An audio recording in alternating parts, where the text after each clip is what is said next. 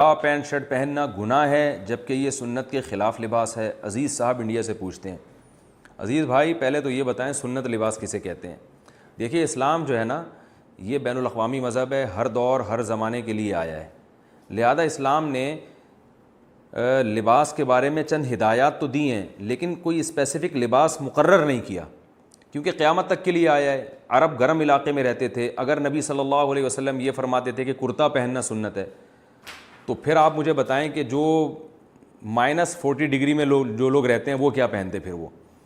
تو اس لیے اسلام نے لباس کے بارے میں چند ہدایات تو ہمیں دی ہیں۔ نمبر 1، لباس ایسا ہو کہ سطر ڈھکا ہوا ہو اور عورت کا لباس پورے جسم کو ڈھانپ رہا ہو۔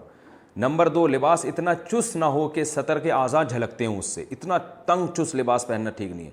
نمبر 3، مرد کا لباس ایسا ہو کہ جو ٹخنوں سے اوپر ہو، ٹخنوں سے نیچے مرد کو لباس کھینچنا جائز نہیں ہے۔ نمبر 4، لباس کسی قوم کی مشابہت نہ ہو، اس میں غیر مسلم کی، ایسا لباس یعنی جسے دیکھ کر لوگ آپ کو وہ قوم کا آدمی سمجھنا شروع کر دیں۔ تو یہ 4 شرطیں ہیں، اگر یہ پائی جاتی ہیں تو پھر لباس جو چاہے آپ پہنیں، جو بھی آپ کا یعنی جس طرح کا چاہیں آپ پہنیں۔ تو جو پینٹ شرٹ ہے اس کا علماء پہلے زمانے میں ناجائز ہونے کا فتویٰ اس لیے دیا کرتے تھے کہ یہ غیر مسلموں کا شعار سمجھا جاتا تھا۔ اس وقت مسلمانوں میں پینٹ شرٹ کا بالکل رواج نہیں تھا، جانتے بھی نہیں تھے یہ پینٹ شرٹ کیا ہوتی ہے۔ تو جب نیا انگریز آیا تو جو بھی یعنی مسلمان پینٹ شرٹ پہنتا وہ دیکھنے میں ایسا ہی لگ رہا ہوتا تھا یہ غیر مسلم ہے۔ علماء کہتے ہیں کہ جب کسی چیز کی مشابہت ختم ہو جائے تو وہ ناجائز ہونے کی وجہ بھی جب ختم ہو جائے گی تو وہ چیز بھی ناجائز نہیں رہے گی۔ تو اس کی مثال ہے جیسے پہلے زمانے میں مسلمانوں میں نیچے ہی بیٹھ کر کھانے کا رواج تھا، میز کرسیوں پہ کھانے کا رواج تھا ہی نہیں، یہ خالصتاً غیر مسلموں میں تھا۔ اس لیے علماء نے اس وقت فتویٰ دیا تھا کہ میز کرسی پہ بیٹھ کے کھانا جائز نہیں ہے، کیونکہ یہ مسلمانوں میں کہیں بھی رائج نہیں ہے۔ لیکن اب مسلمانوں میں بہت بڑی تعداد ہے میز کرسیوں پہ بیٹھ کے کھاتی ہے، یعنی یہ دیکھنے میں اس میں کوئی میز کرسی پہ بیٹھ کے کھا رہا ہو تو کوئی کسی کو وہم بھی نہیں ہوتا کہ یہ کوئی کافر تو نہیں ہے، یعنی کوئی ایسا نہیں ہے۔ تو اسی طرح پینٹ شرٹ اب ایک ایسا لباس ہے جو مسلمان بھی بہت کثرت سے پہنتے ہیں۔ ایک چیز رائج ہو گئی ہے، بعض چیزیں رائج ہونے سے پہلے حکم کچھ اور ہوتا ہے، رائج ہونے کے بعد حکم اس کا کچھ اور ہوتا ہے۔ اس کی مثال ایسے ہے کہ جیسے انگلش جب دنیا میں رائج نہیں تھی تو بہت سے علماء منع کرتے تھے کہ آپ اپنی زبان کو ترجیح دیں اور غیروں کی زبان نہ سیکھیں، لیکن جب ایک چیز بین الاقوامی ضرورت بن گئی اور رائج ہو گئی تو اب علماء یہی کہتے ہیں کہ بھائی آپ کو بھی چاہیے کہ انگلش سیکھیں، کہیں کیونکہ آپ اگر نہیں سیکھیں گے آپ زمانے سے پیچھے رہ جائیں گے، کیونکہ بین الاقوامی زبان ہے، پوری دنیا میں ایک جوڑ کا کام کرتی ہے یہ۔ آپ دنیا میں کہیں بھی چلے جائیں، اگر آپ کو انگلش آتی ہوگی تو آپ کو بہت سارے کام آپ کے ہو سکتے ہیں۔ اور بہرحال اس زبان میں جو ٹیکنالوجی اور سائنس سے متعلق جتنا لٹریچر ہے وہ دنیا کی کسی زبان میں نہیں ہے۔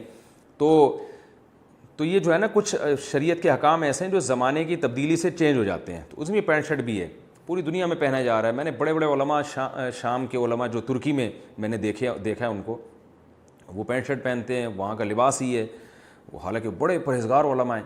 تو اس لیے اس کو اب ناجائز نہیں کہا جا سکتا۔ البتہ یہ ضرور ہے کہ مسلمانوں کا ہمیشہ سے لباس ڈھیلا ڈھالا رہا ہے، ایک مخصوص جیسے جبہ ہے یا شلوار قمیض ہے یا اس طرح کا جو لباس ہے وہ رہا ہے، اور علماء صلحاء میں بھی اکثریت کا لباس وہ جبہ یا شلوار قمیض یا شیروانی یہ لباس رہا ہے۔ تو علماء کہتے ہیں کہ افضل یہی ہے کہ وہ لباس اختیار کیا جائے جو کسی قوم میں، اس قوم میں علماء میں جو رائج ہو، یعنی صلحاء میں نیک لوگوں میں جو لباس رائج ہو اس کو بہرحال ترجیح دینی چاہیے، کیونکہ وہ نیک لوگوں کا بہرحال شعار ہے۔ تو ٹھیک ہے پینٹ شرٹ اب کافروں کا شعار نہیں رہا، لیکن شلوار قمیض بر صغیر میں یا جبہ وغیرہ بر صغیر میں نیک لوگوں کا بہرحال ایک شعار بہرحال ہے۔ تو افضل بہرحال یہی ہے، بہتر یہی ہے کہ آپ اپنے قومی لباس کو آپ ترجیح دیں، اپنے قومی تشخص کو برقرار رکھیں۔ جیسے آپ نے دیکھا ہوگا کہ جو ملک کے جو وزیر اعظم دوسرے ملکوں میں سفر کرتے ہیں وہ جو اپنے لباس کو ہی اپنا ہی لباس زیب تن کر کے جاتے ہیں، ان کو زیادہ اچھی نگاہوں سے دیکھا جاتا ہے کہ یہ اپنے یعنی احساس کمتری کا شکار نہیں ہے۔ ہمارے ایک دوست ہے جاپان میں، وہ مجھے انہوں نے واقعہ سنایا کہ میں شلوار قمیض میں، شیروانی میں اور جو ایک پراپر ڈریس پاکستانیوں کا ہوتا ہے اس میں تھا، تو ایک جیپنی لڑکی آئی، اس نے مجھے کہا کہ تم اس لباس کو چھوڑنا نہیں۔ تو میں نے کہا کیوں؟ کہہ رہی اس نے کہا کہ دیکھو ہمارا بھی پہلے ڈریس بہت اچھا تھا، لیکن ہم لوگ گوروں سے مروب ہو کے ہمارا وہ ڈریس ہی چینج ہو گیا، اس لیے ہمارا کلچر ہی تباہ ہو گیا، اب ہمارا اصل کلچر کیا ہے یہ ختم ہو گیا ہے، تو تم پر یہ ڈریس بہت اچھا لگ رہا ہے۔ تو لہٰذا تم اس کلچر کو چھوڑنا نہیں. تو ٹھیک ہے وہ جائز ناجائز کی بات نہیں ہے, لیکن بہرحال ہمارا ایک کلچر ہے اور وہ سنت کے قریب بہرحال زیادہ ہے. سنت تو نہیں کہہ سکتے لیکن اقرب الی السنہ, جیسا نبی صلی اللہ علیہ وسلم لباس پہنا کرتے تھے اس کے بہرحال قریب ترین لباس یہی ہے کہ جبہ پہنا جائے جیسے عرب پہنتے ہیں, یا یہ کہ شلوار قمیص پہنی جائے. لیکن عرب جو جبہ پہنتے ہیں اس میں میرا ایک ذاتی مشورہ ہے, اس میں چاک نہیں ہوتا, یعنی وہ تنگ ہوتا ہے, اس میں بھاگ نہیں سکتے. تو میرا خیال ہے کہ اسلام ایسے لباس کو زیادہ ترجیح دے گا جسے پہن کے آپ بھاگ دوڑ سکیں, چل پھر سکیں. جبے میں دیکھا ہے یہ ہے کہ لوگ بھاگ نہیں سکتے اس میں, اور بیٹھنا اس میں مشکل ہوتا ہے. جائز وہ بھی ہے اور نبی صلی اللہ علیہ وسلم سے پہننا بھی ثابت ہے, لیکن ایک اب بہتر اور استحباب کی بات کر رہا ہوں میں. تو آپ جیسا چاہیں لباس پہنیں, بہتر یہ کہ جو آپ کا قومی لباس ہے اس کو آپ زیبتاً کریں, اس میں روحانیت زیادہ ہے. وہ علماء صلحاء اور سنت کے لباس